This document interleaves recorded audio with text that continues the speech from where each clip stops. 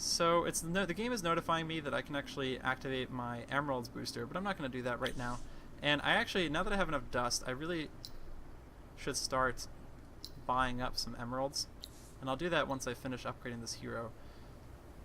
So I want to work my way towards Firestarter because it's going to give my Inquisitor, Asala Arca here, a 15% science bonus in whatever city she's governing, and then once I get that, I can work my way over up to the Cold Operator, which makes it so whatever city she's working on will be immune to winter effects.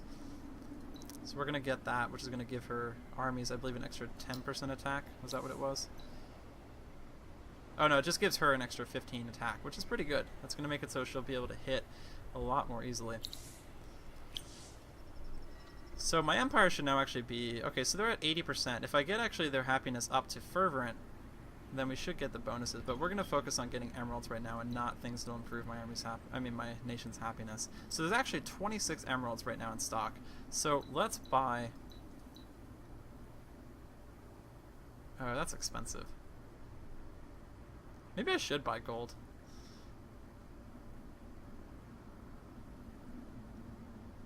Oh no, because I want to use gold to help my nation out. I don't want to do that, so let's just buy the emeralds. Yeah, let's not go back on what I said I was going to do originally. So let's buy 5 of these, and that's going to increase the demand for emeralds by a little bit, meaning they're going to cost 21 per unit now, which that's a little pricey, to be perfectly honest. But we should have be producing enough dust after a certain point where that should be pretty negligible. Alright, so new Empire plan will be unlocked in 6 turns. Make sure to save up for that. Okay, thank you. Letting me know that. I really actually should buy these Glory of the Empires, but it's really not going to make a difference. Or should... I keep saying, like, I keep going back and forth between, like, going for the Emeralds and then actually going for the Glory of the Empire. I think I'm actually, in this case, going to wait until I get the Glory of the Empires, because it's going to make it so my influence will go up drastically. Oh, but summer has come back, so now we're getting 235 dust per turn. That's wonderful. The transition from winter to summer always amazes me. It's a really, really nice and seamless transition. It's really pleasant to look at. So we're going to garrison this in this city up in Graildom now, meaning my money gain per turn should go up. And we should have enough dust to finish the production of this Glory of the Empire, and we do. And then in another 2 or 3 turns, I should be able to finish this Glory of the Empire as well. We only need 427 dust to build that glory. Alright, so now that we've built this Glory of the Empire, we are actually getting 13 influence per turn. That's wonderful. But now in Graildom, we need to build something else. And I think the good thing to build for the next time is actually going to be a public granary. Now, this is going to cost me 5 glass steel. But it's going to give me plus 15 food per turn in the city and also plus 2 food per worker, which means I'm actually going to get an extra 14 food because I currently have 7 workers here, so that's really good. So we're going to get that as my next thing. You guys notice I'm actually pretty much just keeping all of my workers on dust at this point because I'm at the point now where I'm producing enough dust where industry doesn't even matter anymore. So once I had a little bit of a rocky start because I didn't focus on the proper things. I think for my next playthrough, I'm really going to focus, if I do the Roving Clans again, I'm really actually going to make sure I try to get a little bit more dust early game. And once I do that, I should have enough dust a lot earlier so I can start buying things a lot more quickly. Because right now I'm at turn 77 and I've only got 2 cities, which is, it's okay. But I really should be producing a lot more dust by this point, but I'm not. But even still, I'm at the point now where I can just spend dust to buy everything and not have to worry about industry. So once you hit a certain point where you're just producing so much dust that you don't even need to wait to build anything anymore, just put all of your workers on industry. And on dust, and then just leave them at that. It doesn't make a difference either way. So I've built both my Glories of the Empire, so now let's go back to buying up the emeralds over here. And we're going to get another 5. Actually, you know what? Let's be impatient and get an extra 10. So now we have 30 emeralds, which means we need to get 20 more. And there's currently 13 emeralds in the marketplace. And the emeralds in the marketplace should be going up by 1 per turn. Which they're actually not in this case. But we're going to buy another 10. And now we should have... Okay, so we got 40, so we're pretty close. And we actually have enough gold to activate the luxury resource. We're going to activate it, which is going to give my cities an extra 5% approval rating, and, like I said, lower the maintenance costs of my cities by 50%, which has increased my dust production immensely. So now we finished researching aquacultural science, and we actually have, because I built those 2 Glory of the Empires, we actually have enough enough influence to get the building buyout reduction on cities, which is good. So now we've done that, all of my buyout reduction costs for my stuff should be a lot cheaper. And it is, which is great. But first things first, let's continue to buy some emeralds. There's currently 4 emeralds in the marketplace, so let's buy 4. And we need to have 6 more, so we're going to have to wait a little bit longer for that, but once that comes up, we should be able to buy them straight away. So let's buy this watchtower, finish that up.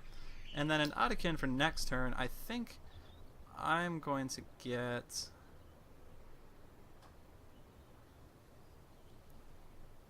Let's get a public granary and then a fish farm. Let's improve my food production even more.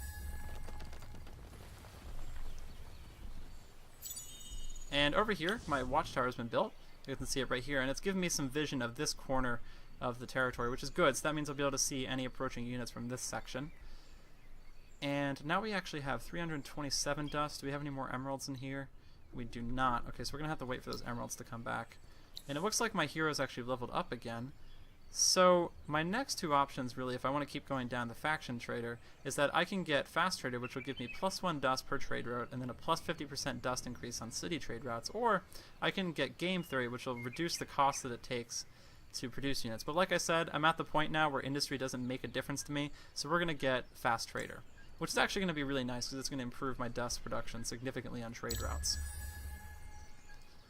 So we'll wait another turn. And once we do that, we should be able to get both of these public granaries. So let's build that granary, okay, and build this granary. And once I'm done with these, some of you may be wondering, you know, am I actually ever going to go fighting? I am pretty soon. I'm actually probably going to go for the cultists in due time, because after a certain point, you can just start buying tons of mercenaries and basically just stomping everyone. And I'm pretty much almost at that point, and I'll probably start buying some of these really expensive mercenary units and just sending them around to go stomp on people for a while. Okay, so let's build the fish farm here. We'll buy that out. And then in Graildom, I am going to be able to get irrigation and fish farms because both I'm actually on a river and a lake tile over here, which means I'm going to increase my food here even more than it already is.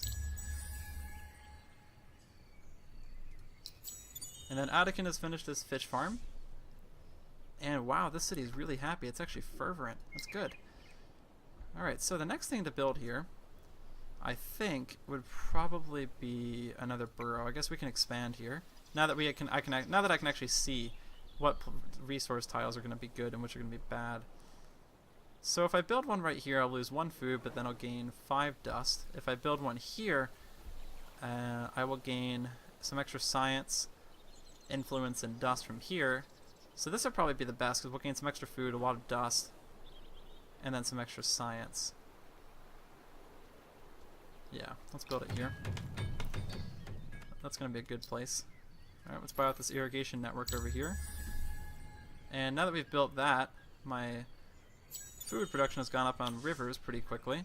The fish farm is the one that actually increases the food on terrain with sea or lake. So once I have enough dust to buy that, my food production per turn should go up even more.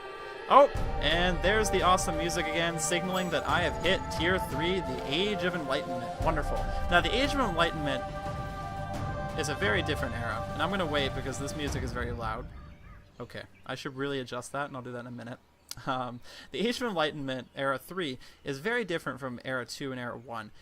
With the arrival of Era 3, a lot of things change. So Tier 3 iron weapons are available. That's not new. You guys know that as you progress through the eras, your units get the ability to be equipped with better weapons and armor progressively throughout the game. Okay. And then newly trained units will now be masters, which is level 3, and they cost more. So units are more expensive, but they're more veteran. Okay. However, new strategic resources, adamantium and paladin, have been revealed, and these are new strategic resources that can be used to build new buildings that will be available in Tier 3 and also in Tier 4 in the later game. And also, new luxury resources have been revealed that can help improve your empire in different ways. So that includes blood crystal, grass silk, moon leaf, quicksilver, and titan bones. Okay, and we've already seen all these new things pop up all simultaneously, which is a really cool effect. So now the map is completely changed and it's really dynamic. So we can see here in Anakin, we actually now have a paladin deposit here, which is really good. And we also have a blood crystal deposit, which I will be getting once I finish my quest.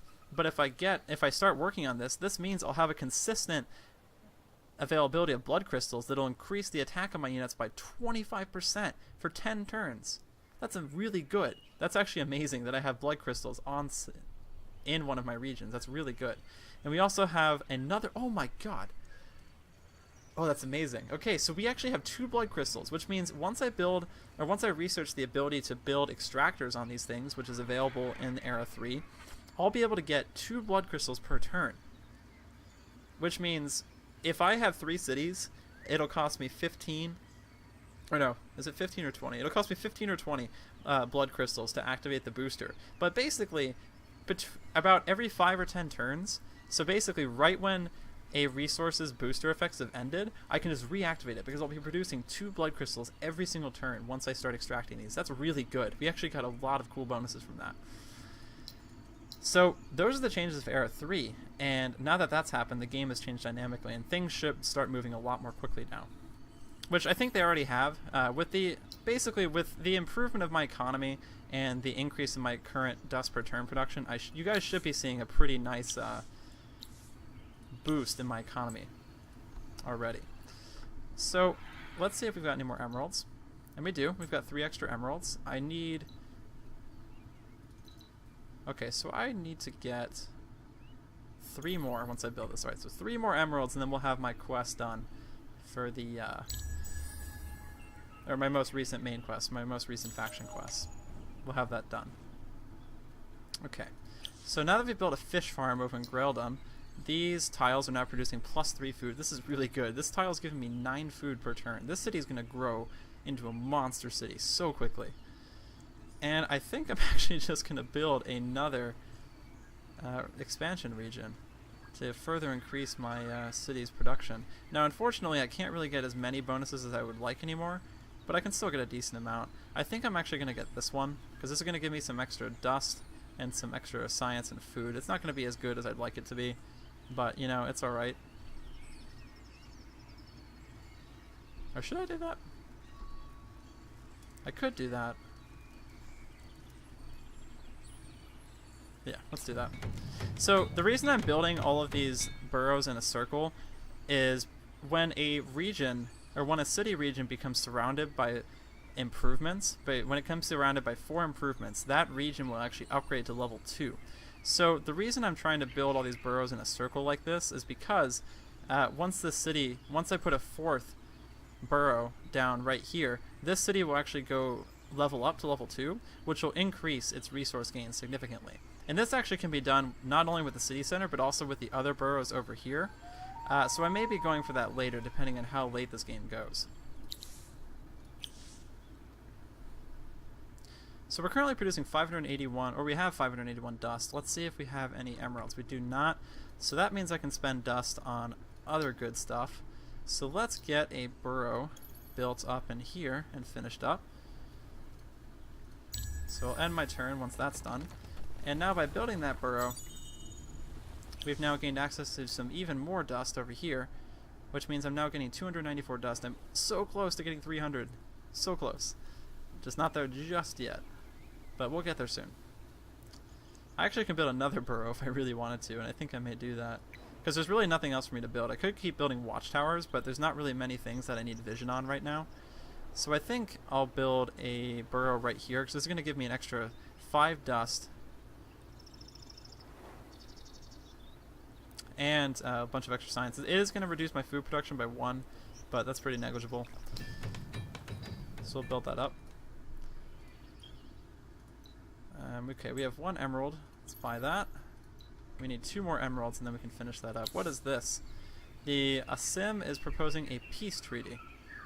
They will give me 46 dust, and then we will have peace. Now I'm going to accept this because even though we have peace, and this means I won't be able to attack them anymore, the hilarious thing is that I can just send a privateer army of mercenaries in, and they'll have no idea that they belong to me, and I can just have them destroy them. So there's really no problem with me accepting peace with them. It looks like I've actually fallen behind, right? Oh my god. I've been second to last place in score. Okay, well, that'll change pretty soon, trust me. Once I start building my massive empire, it's going to be pretty nice. Alright, so the effects of gold boost have ended, and I can't reactivate it for a turn or two, because I still need 15 to do that, but that's okay. But the population of my cities have both grown once again, meaning I'm producing 277 dust per turn. That's good. Let's see, can I get... Okay, so there's no more emeralds, but I can spend dust to buy out these burrows. So we'll get another burrow over here in Adikin, which is going to increase my dust even further. Yep, 281 dust production now. And then let's build... You know, we really should expand again, I think. That'd actually be a good idea. So let's build a settler. Because I think at this point... Actually, we shouldn't build the settler here. Because this city actually has less food and less workers than this city does. So let's build a... Alright, let's just build another watchtower, just for the sake of doing so. There's really nothing else I can do.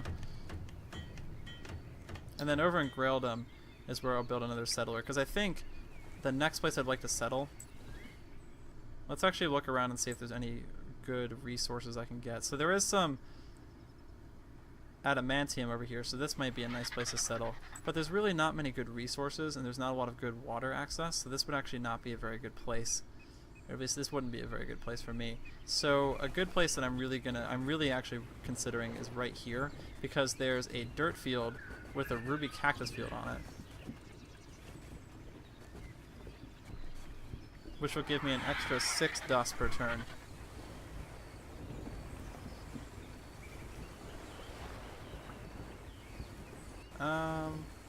Yeah, so we'll get that. That'll probably be pretty good. Alright, so... Oh, and it looks like another hero of mine is leveled up. Oh, okay, she's leveled up again. So let's get Persuasive Methods, which that's actually going to be pretty good. So that's going to reduce the expansion disapproval cost on my city by -50. So that means this city up here will actually be a little bit more happier, because their expansion disapproval will only be a -5 happiness instead of a -10 modifier to its happiness. So that's good. Alright, so we'll end my turn and see what's going to go on next.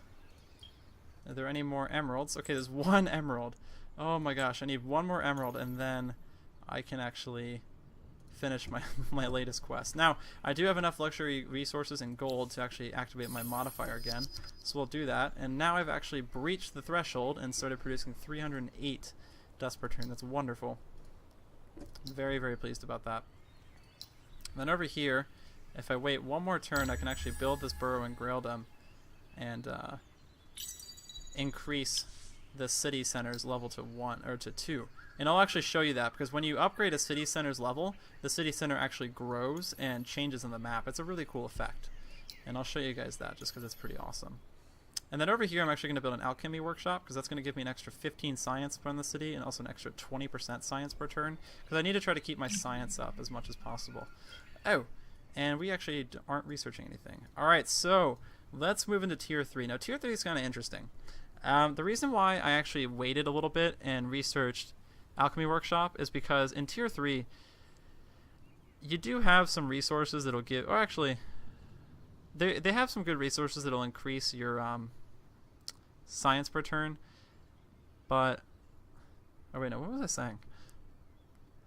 Oh no, I just researched Alchemy Workshops because I wanted the extra science. That's why. Okay, never mind. There is no reason for me researching that besides just wanting the extra science.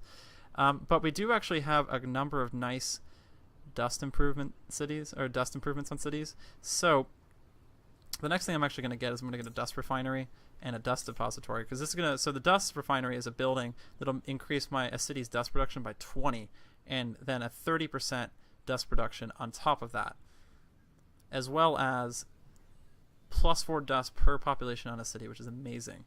And then after that, I think I'll probably get...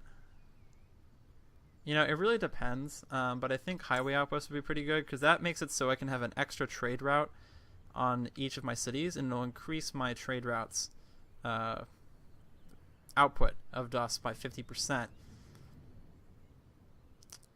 And then I'm not really going to be expanding that much, so bread and circuses isn't really that big of a thing for me. So we'll get those 3 things, and then I'll probably get reaping station, and then plow factory, because I need adamantium. Or is that palatinium? I think it's adamantium. I think I need adamantium to get that. Let me see. Oh no, you know what? It is palladium. Is it palladium? Yeah, I need palladium. So I'm going to get the reaping station, which is going to make it so... Oh, no. What am I doing? I'm sorry, I'm being dumb. I need these 3 things, and then I need a smelting station so I can get adamantium and palladium. And then we will get a plow factory. Because once I research this, I can get palladium and also adamantium. So then I can start building plow factories, which will give me even more food per turn in my cities. And, oh, we have 1 emerald. Once we buy this, my main quest will be done, or at least this main quest. So we should see, we should be reaping the benefits of that main quest next turn. So let's end turn here.